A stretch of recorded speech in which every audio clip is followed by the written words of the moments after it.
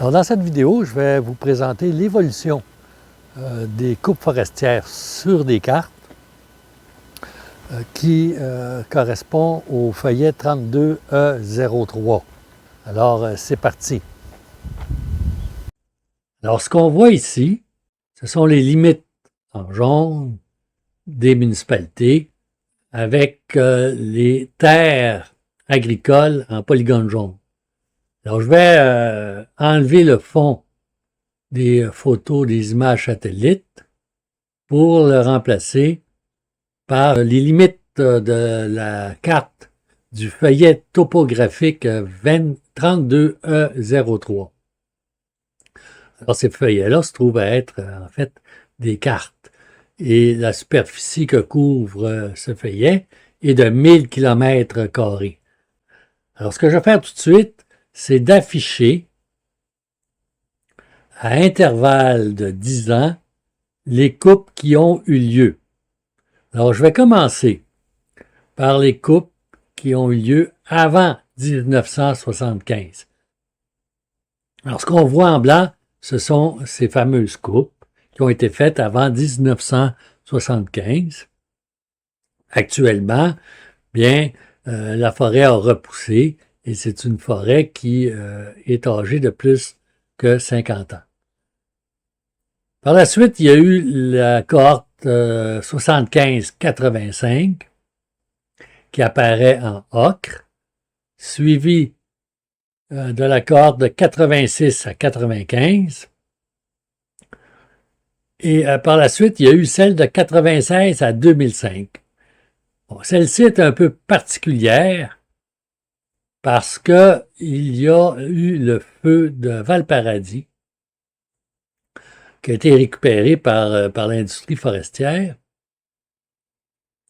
Mais également, on commence à constater qu'on coupe à l'intérieur, pour la première fois, on coupe à l'intérieur les limites de la municipalité. Après, il y a eu la cohorte de coupe de 2006 à 2016, et là, c'est clair, on exploite la forêt à l'intérieur de la municipalité. Finalement, il reste les 10 dernières années en rouge. Et là, c'est clair, le taux de coupe a franchement augmenté. Bon, il n'y a pas, ce n'est pas la seule façon de présenter l'évolution des coupes forestières. On peut y parvenir à l'aide de graphiques. Alors, le logiciel que j'utilise peut générer des graphiques directement à partir des données affichées à l'écran. Alors, c'est ce que je vais afficher ici.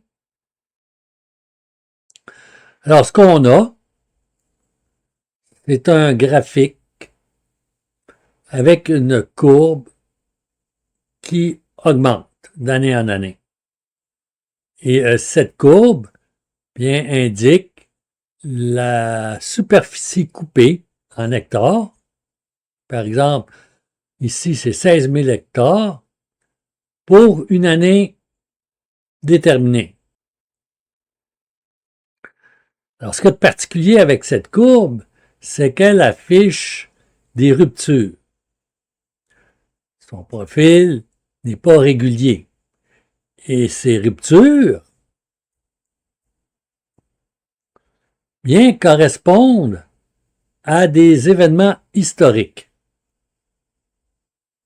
Par exemple, en 97, bien, il s'agit du fameux feu de Valparadis. Alors, l'industrie forestière a pu récupérer une quantité de bois égale à 4000 hectares. Une autre année importante est celle de 2004, ici. Alors, en 2004, ce qui est arrivé, c'est que sous le gouvernement libéral, le mandat de Jean Charest, bien, on a créé une commission d'enquête, la commission Coulombe, qui avait pour mandat d'évaluer la condition, l'état de la forêt québécoise. Et les conclusions ont été alarmantes. Et la commission, les recommandations de la commission ont clairement indiqué au gouvernement qu'il fallait légiférer sur le programme de coupe.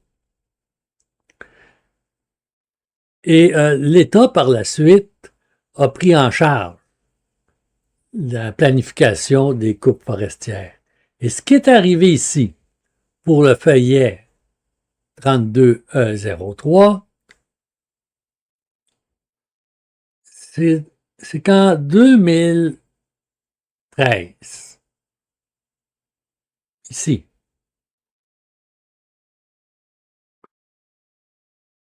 le plan du gouvernement a été appliqué. Et ce qui est curieux et qui va à l'encontre des recommandations de la commission Coulombe, c'est que le taux de coupe s'est mis à augmenter. Alors, c'est complètement contradictoire avec les recommandations de la commission Coulombe. Alors, on est passé d'un taux qui était d'environ 250 hectares par année à un taux de 1000 hectares par année. Et les choses ne se sont pas améliorées parce qu'à partir de 2023, bien, le taux est passé à 1500 hectares.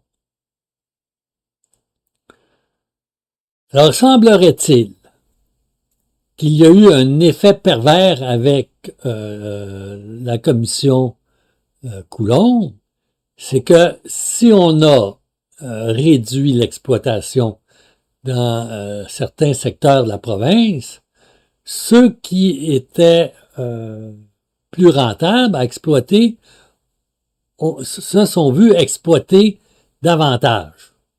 Alors, c'est un peu probablement le cas de la région de Valparadis, Beaucanton et Villebois.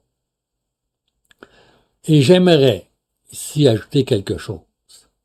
C'est que si on continue au taux de 1500 hectares par année, bien dans 15 ans, on aura complètement exploité la forêt primaire, c'est-à-dire la forêt, les vieilles forêts qui n'ont pas qui n'ont jamais subi l'intervention forestière. Alors, ceci se discute évidemment. C'est peut-être pas une science qui est vraiment exacte. On s'appuie sur une hypothèse de travail qui est le fait que la forêt ne peut fournir que 55% de sa surface en bois économique. Alors, je pense qu'il est légitime, après ce qu'on a vu, de se demander si l'industrie forestière n'a pas un impact sur la faune et la flore dans la région. Merci. Qui représente